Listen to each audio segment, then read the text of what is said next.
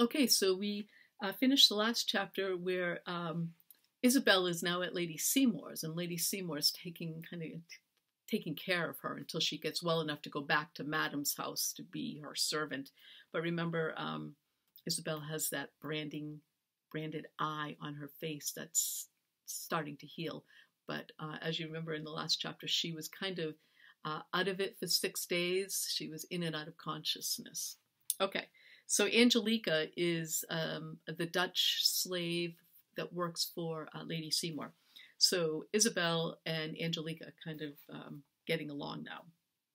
As I wiped up the last of my egg with the bread, Lady Seymour entered, followed by her cat.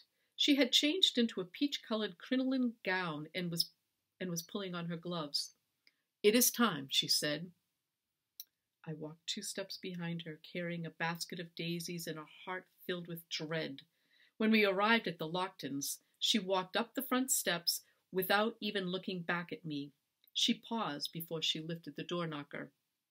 "Go on," she said. I opened the side gate to the garden, entered, and closed it behind me.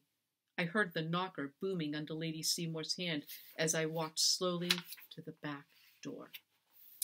Okay, so she's back at the Locktons, and who knows how Lady Madame is going to be treating her. Okay, so this is considered to be part 2 of the story. So let's find out. We'll read as much as we can. We should be able to get through this chapter. This is chapter 25. So this is Sunday, July 21st through Tuesday, August 20th. So we're kind of at the end of July now. Melancholy held me hostage. So melancholy is sadness. Held me hostage, and the bees built a hive of sadness in my soul. Dark honey filled up inside me, drowning my thoughts and making it hard to move my eyes and hands. I worked as a puppet, trained to scrub and carry, curtsy and nod. Madame would not look at me. When she had an order to give, it went through Becky, even if we all stood in the same room. "Tell the girl the hearth needs sweeping." "Sal," Becky would say, "please sweep the hearth." "Tell the girl to fetch the fan." "Sal," Becky would say, "please fetch Madame's ivory fan." "The library needs dusting. Tell the girl."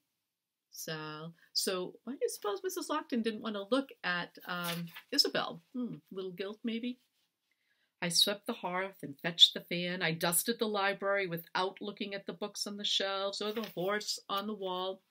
I preferred the chores that took me out of the kitchen, for it was there the bees tricked me into seeing Ruth's ghost playing on the floor, churning butter, or counting out kernels of corn. When her voice whispered to me, I caught fire again, from my toes to my face, and I burned slow like damp wood. Becky watched me careful when I turned inside myself like that. She once tried to apologize for what happened. The instant she stopped talking, I forgot what she said. "Tell the girl there are bed bugs in my chamber. Tell the girl to wash the steps." Curzon came around day after day and talked to me through the boards of the fence. I did not answer him. So Isabel has kind of retreated into her own little world now. That melancholy, sadness. July marched out and August sailed in on a suffocating tide. British ships continued to land at Staten Island, hundreds of them carrying thousands of soldiers armed with countless guns and bullets. We went 2 weeks without rain. There were outbreaks of camp fever, smallpox, and dysentery amongst the rebel troops. They turned King's College into a hospital to care for thousands of sick men.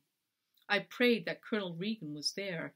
I prayed he would fall ill and die a terrible death for lying to me and betraying me and letting them break my body. Whenever I heard the words liberty or freedom, I wanted to spit in the dust. The air was steeped in evil during those muggy, pestilent days. Tell the girl to sweep the cellar. When I swept it, I found the cobwebs I had saved for Ruth. I threw them into the kitchen fire, along with the mouse carcasses and rotted potatoes. Tell the girl the milk has soured. 'Twas left in the sun on purpose. The British finally made a move toward the end of August, rowing half their army across to Long Island in flat-bottomed boats. Becky convinced Madame to send me to market on my own again because she was afraid to go, what with battle due to break out any minute. Madame agreed. She said my mark would ensure I stayed out of trouble. As commanded, I purchased 2 packets of straight pins, a piece of lace, and a basket of turnip greens. The shopkeepers and other folks looked at my face and saw only the angry red scar just starting to fade at the edges. They did not see the girl hidden behind it.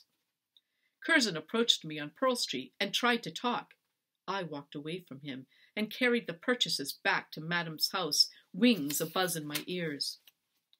Hours later, as I ate my dinner of greens and cornbread with molasses, Becky entered the kitchen with a scowl. "That Curzon boy, the one with the hat, he's in front of the house again," she said. "You must tell him to leave." I lifted my eyes from my plate. "Why?" "Because Madame wants him arrested, and I don't want trouble, that's why," Becky snapped. I did not move. "Do you want his beating on your conscience?" she continued. I chewed the last of the cornbread, then wiped my fingers and stood up. "Tell him to stay away," she said as I set my plate in the washing-up tub. "Blasted fool doesn't know what's good for him." When I lifted the latch of the garden gate, Curzon appeared, mouth a-flapping. "Finally! We have much to talk about." "Go away," I said. He glanced up and down the empty street. "Look, I'm sorry. The Colonel, I thought sure he would help." He stopped and leaned close to my face. "You don't look right. Do you have camp fever?" My tongue felt the ragged edge of a broken tooth. "I'm fine." He dropped his eyes to the ground. "Sorry's not enough, but I am sorry about all of it." I picked at a splinter of wood on the gate. There was something changed about him, but I could not figure it. Many things looked different since they burned me up. "Not your concern," I said. "'Tis so," he said. "I've asked about your sister. A sailor I know thinks she was put on a ship to Halifax." "No, they sent her to Nevis." He opened his mouth, but could not find any words. "Go away," I said, "or they'll arrest you," Madame said. Has she received any letters from Lockton? The question hit me like a bucket of cold water. "You asking me to spy again?" "Listen," he started. "Our freedom." I did not let him continue. "You are blind. They don't want us free. They just want liberty for themselves." "You don't understand." "Oh, no, I understand right good," I countered. "I shouldn't have believed your rebel lies. I should have taken Ruth and run the night we landed. Even if we drowned, we would have been together." He reached out and grabbed my arm. "Don't say that." His hand was strong, but so was mine. I grabbed his thumb and twisted it backward. "Turn me loose." My body and voice shook as if trapped in one of Ruth's fits. "Sorry." He released me and I released him. "I'm sorry for your sister and your face and your broken head." He wiggled his thumb. 100 times as sorry as the hills." I moved to shut the gate in his face. He held it open. "We all have scars, Isabel." "I'll never talk to you again." I threw myself against the gate, shut it, and threw home the latch. Ooh, she is not happy with Curzon. She tried to help the soldiers, and they didn't do anything for her. In fact, they didn't defend her at all. Now she's got the branding, and she's lost Ruth. So she is not a happy person. Okay, I'm going to stop right there on chapter 25, and we'll start chapter 26 next.